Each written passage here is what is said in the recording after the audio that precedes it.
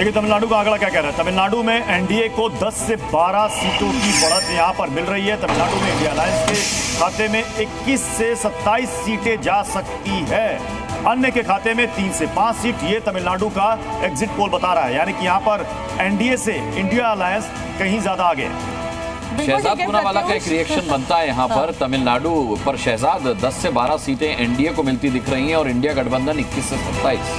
देखिए, मैं फिर से एक बार बोलूंगा, क्योंकि ये आंकड़े मेरे पक्ष में, मैं इसकी गुणगान करने नहीं शुरू कर दूंगा।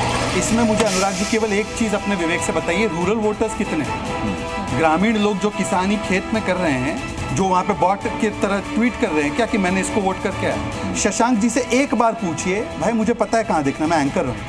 मैं एक बार पूछना चाहता हूं आपसे कि एक बार शशांक जी से पूछिए कि ये जो डेमोग्राफी है वो डेमोग्राफी कितनी रूरल है, कितनी अर्बन है, जरा एक बार बता दीजिए। शशांक जी अभी हमारे साथ पूरा एनालिसिस और ये पूरा एक्सरसाइज बोगस है।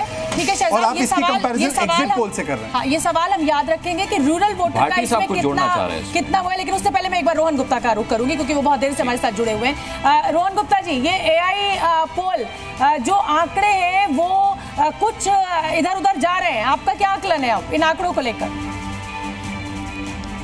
देखिए, मुझे लगता है कि पहली बात जो एग्जिट पोल भी कल आए हैं, वो एग्जिट पोल का जो नंबर है वो तो रिजल्ट के दिन आता है, आपको रुझान बिल्कुल मालूम चलता है। दूसरा जो आपका एआई का पोल है, देखिए क्योंकि मैं सोशल मीडिया से जुड़ा हुआ हूँ और चीज़ों को जानता हूँ, एक होता है सेंटिमेंट एनालिसिस और एक होता है सीटों का नंबर। जब तक आपके पास पिन कोड वाइज एनालिसिस नहीं है, और आपको ये भी समझना पड़ेगा कि एक पिन कोड में भी 2-2 सीटें होती है, तो मुझे लगता है कि एआई के माध्यम से सीटों का आकलन करना थोड़ा सा क्रांतिकारी होगा। बट आपकी टीम ने क्या सिस्टम अपनाया है, क्या मेथोडोलॉजी, मैं ज़्यादा जानूंगा तब उस पर कमेंट कर पाऊंगा।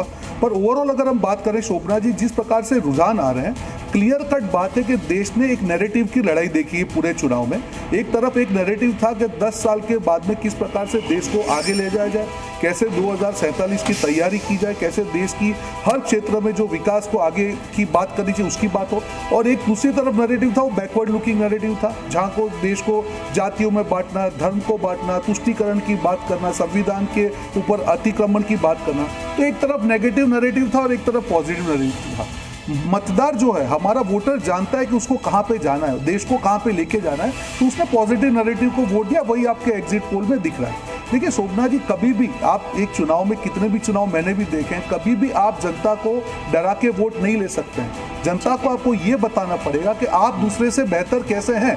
अगर आप 10 साल से शासन में हैं और अगर किसी और को शासन में आना है, उसको बुरा पता कि जनता आपको वोट नहीं देगी। जनता बेहतर ही चाहती है, वो तो आपके पास कोई विजन ही नहीं है, तो वोट कहाँ से मिलेगा? और इसीलिए जो लोग ये कहते थे कि संविधान खतरे में है, मेरे साथ रोहन जी, राजकुमार भाटी जी हैं और अनुराग भी, यही सवाल मेरे ख्याल से अनुराग मेरे सवाल को जोड़ते हुए आप अपना सवाल पूछिए। भाटी जी, रोहन जी की बात पर रिएक्शन भी दे दीजिए और आप अपनी बात क्या जोड़ना चाह रहे थे उसमें वो भी बता दीजिए। बहुत देर से आप कुछ कहना। शहजाद पूनावाला मेरे बहुत अच्छे मित्र हैं, बहुत प्रिय भाई हैं। मैं उनसे कहना चाह रहा था, इनका इतना सुंदर चेहरा है, मुस्कुराता हुआ ही अच्छा लगता है, इस पर मुस्कुराहट बनाए रखिए। हमने तो 20 एग्जिट पोल झेले हैं मुस्कुरा के, जो हमारे खिलाफ है सारे, और ये भी कोई हमारे बहुत ज्यादा समर्थन में नहीं है, लेकिन हल्का सा रुझान आया, झुंझला गए शहजाद भाई। मुझे एक शेर याद आ गया कि हमको तो गम उठाते जमाने गुजर गए, लोगों के चंद रोज में चेहरे उतर गए।